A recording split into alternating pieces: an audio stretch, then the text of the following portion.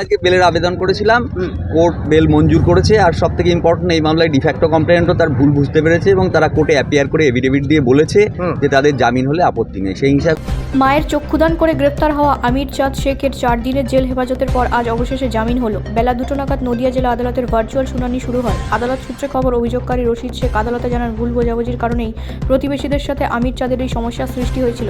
তাৎক্ষণিক পরিস্থিতিতে আমি ভুল পরিস্থিতির শিকার হয়ে এই অভিযোগ দায়ের করি, কিন্তু পরবর্তী পরিস্থিতিতে আমি পুরো বিষয়টি বুঝতে পেরে দুঃখ প্রকাশ করেছি।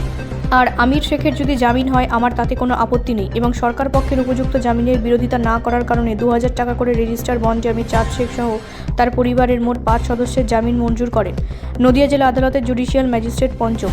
জামিন মঞ্জুর হওয়ার পরই আদালত চত্বরে দাঁড়িয়ে সমাজকর্মী সংগঠনের সদস্যরা একদিকে আনন্দ, অন্যদিকে 4 দিন ভালো করে কাজ করে জেলে থাকার ক্ষোভ উগরে দেন।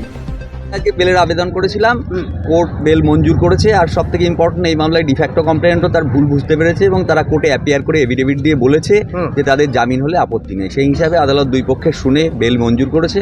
2000 টাকা টু সিউরিটি বেল দিয়েছে 5 জনকেই এবং 5 জনই আজকে জামিন পেয়েছে।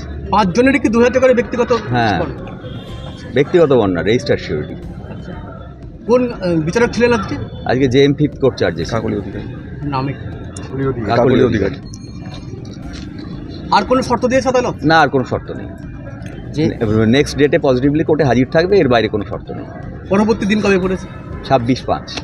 তাহলে কি আজকে জামিনে তিনি মুক্ত হয়ে যাচ্ছে? হ্যাঁ, আজকে জামিনে মুক্ত হয়ে যাবে। আচ্ছা, পুলিশের পক্ষ থেকে আজকে আদালতে কি ময়নাতদন্তের রিপোর্ট বা না, ময়নাতদন্তের রিপোর্ট এত তাড়াতাড়ি আসে না। ময়নাতদন্ত হয়েছে, এটা কোর্টকে জানিয়েছে, কিন্তু ময়নাতদন্তের রিপোর্ট তো এত তাড়াতাড়ি পাওয়া যায় না।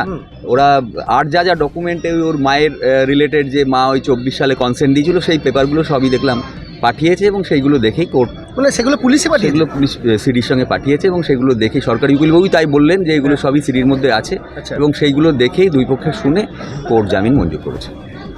আপনার নাম পরিচয়? হ্যাঁ, আপনার নামটা? আমার নাম অরূপ রতন চ্যাটার্জি। Thank you.